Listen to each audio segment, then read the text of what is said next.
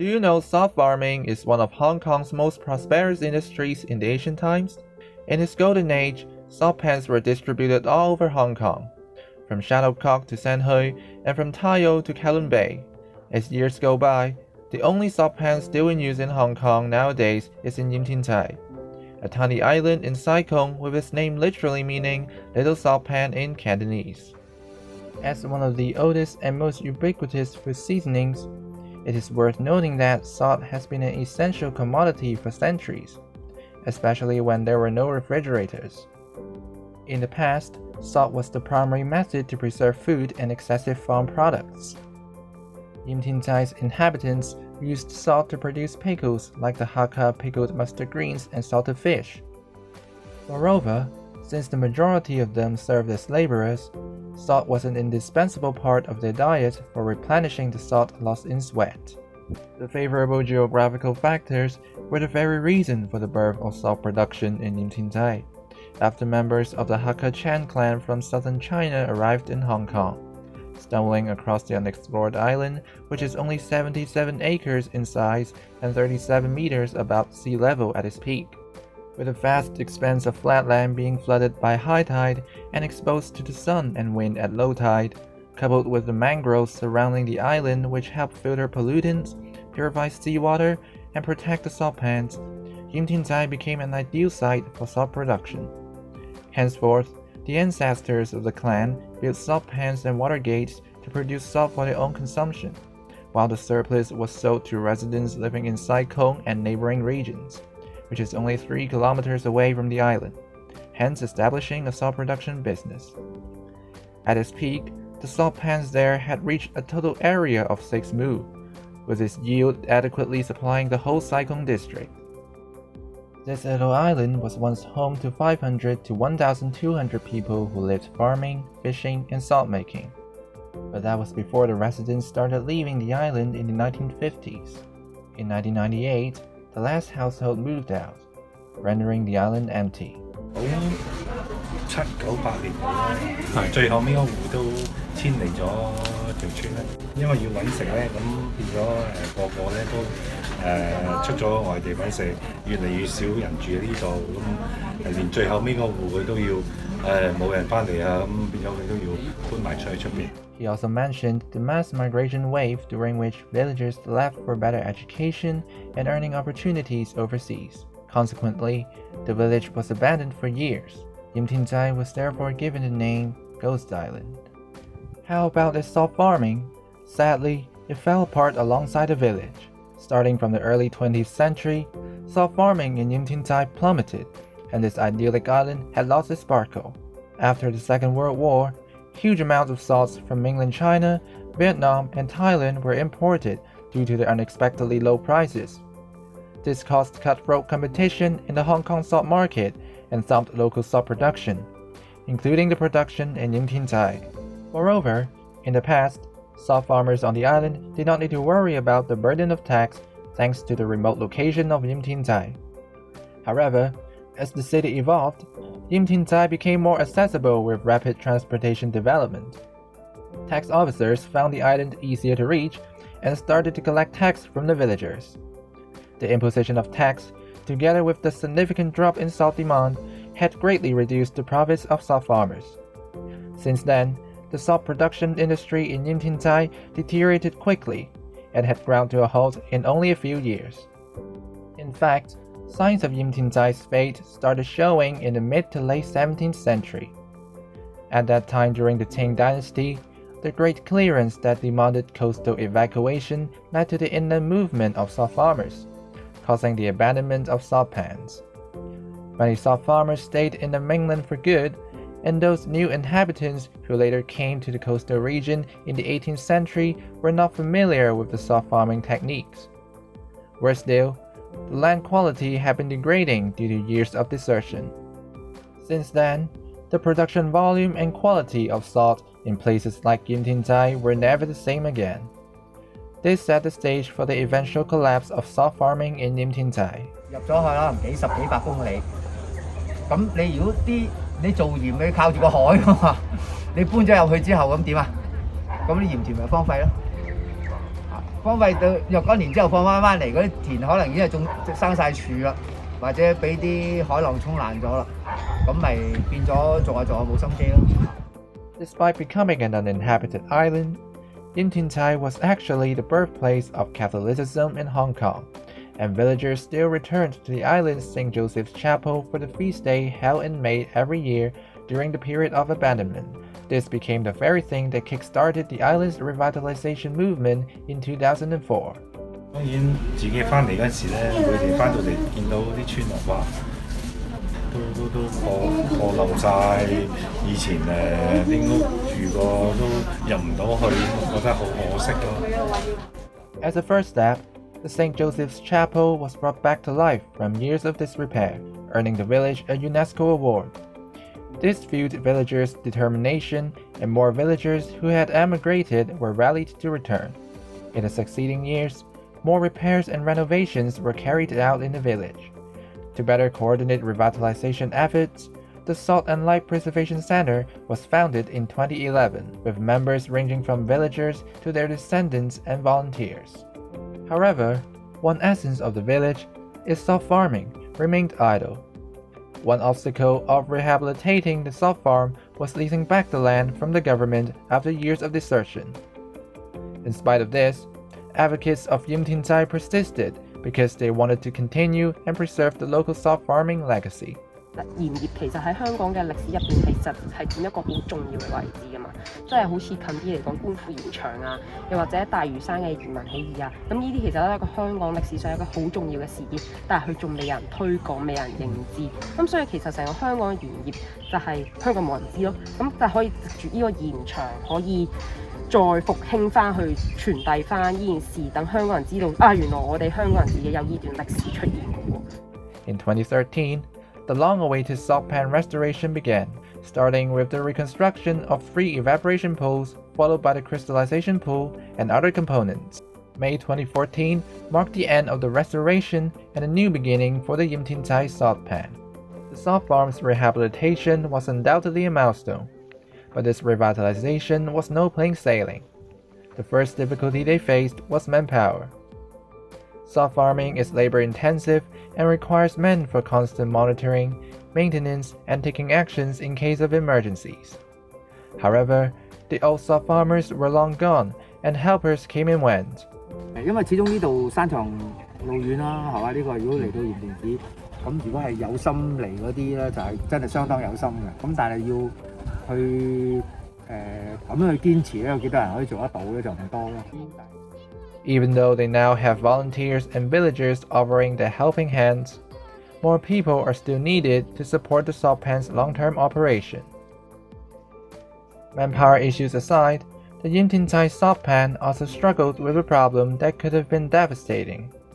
It was the lack of professional salt farming know-how, as the salt pan had been out of use for so long and the skills were lost. To achieve quality salt production, Yim Tin Tsai salt farmers paid for trips out of their own pockets to places like Japan, France, and Taiwan to conduct field studies, bringing back proven evaporation techniques which became instrumental to the village's salt farming in the years that followed. With the salt pan up and running, what came next was the lack of capital. Despite the initial funding from charity, Yim Tin Tsai received 0 government subsidy and has been relying on the boat fares paid by visitors and the meager revenue from selling salt to sustain the salt pan's operation. In recent years, the village has been organizing more types of guided tours to increase the income. However, with more visitors came more disruptions. Mr. Ip worries that once profitability and more commercial elements get involved, the preservation of salt farming has to make compromises.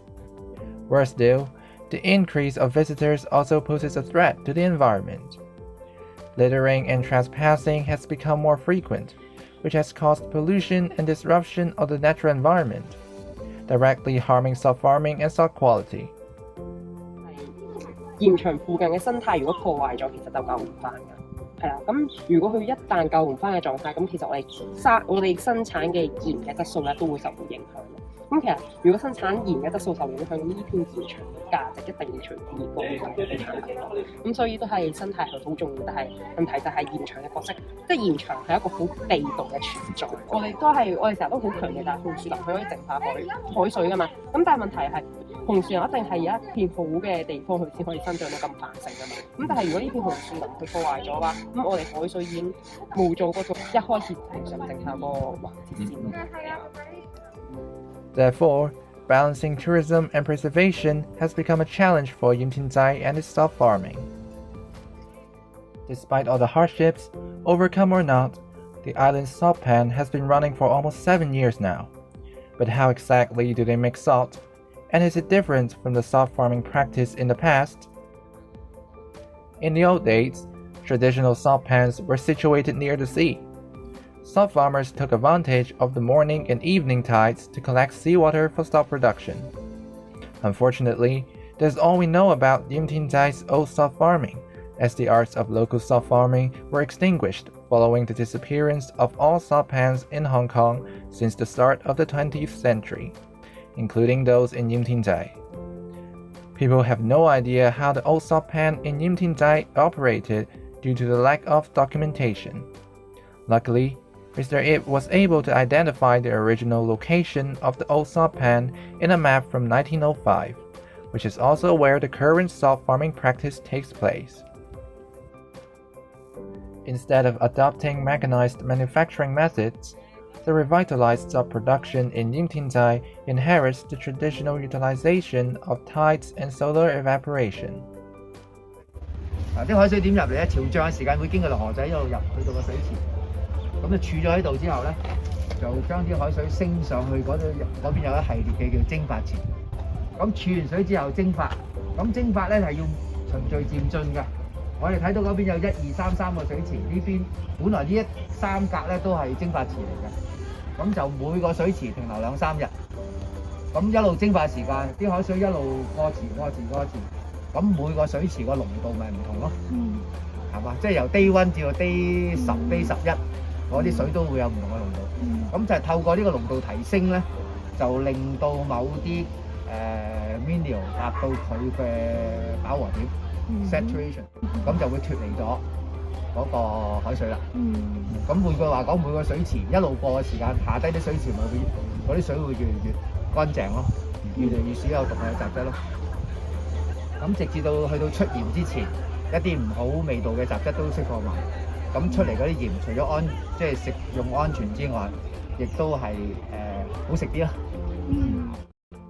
Salt farmers also store brine, which is the saturated seawater, in these tall blue barrels before the rain comes, in order to prevent desalinization and contamination, securing salt-making efficiency and quality.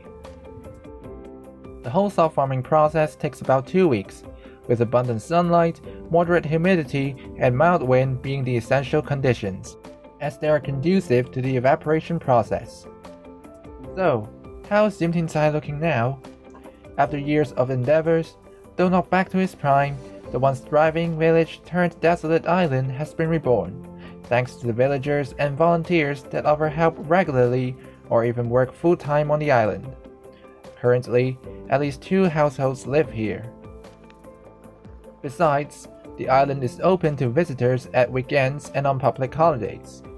Visitors can now see the iconic Hakka village houses, the St. Joseph's Chapel, the Yim Tin Tsai Heritage Exhibition Center, and even enjoy indigenous food at the leisure kiosk. Most importantly, the roots of Yim Tin Tsai, its signature salt farming, is back on its feet once again, allowing the public to appreciate the arts of salt making.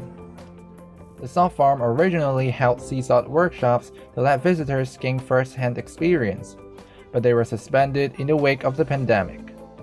Nonetheless, the Yim Tin Tsai salt pan is a vivid example of preserving local marine heritage. What does the future hold for Yim Tin Tsai? 不嬲都希望咧可以將舊嘅屋咧復原翻好似以前個面貌咧，咁啊我相信我哋村民都有嘅欣慰啦、安慰啦，同埋咧可以思念翻以前啦。It is also hoped that featured hostels can be set up in the future to offer a deeper experience. But in the end, The key to Yim Tin Tsai's sustainable development and conservation is maintaining balance. 喺文化保育咧要平衡兩樣嘢，平衡譬如人流啦，嚟到呢個地方啦，如果多得滯又係好平衡啊，如果冇又係唔掂嘅，盡量喺呢度點樣去做翻一個平衡咯。As for Yim Tin Tsai's soft farming, the goal is set on preservation. 咁所以成個復修嗰個過程先係嗰個意義所在，而唔係要復興翻成個產業鏈。因為復興翻成個產業鏈實在太大啦。因為你講緊你要同其他國家去競爭，咁但係呢一度做到嘅就係做翻成個原址保育、成個文化保育嗰個理念咯。咁所以如果繼續真係想 keep 住想保留嘅，咁我都希望係真係可以有多啲人加入，令到呢個文化可以繼續 sustain 落去。咁但係 sustain 講緊就係呢一個嘅保育文化咯，而唔係講緊成個產業業要復興咁大。Although the village's soft farmers set their hearts on keeping local soft farming alive, every one of us share the responsibility of protecting this precious heritage.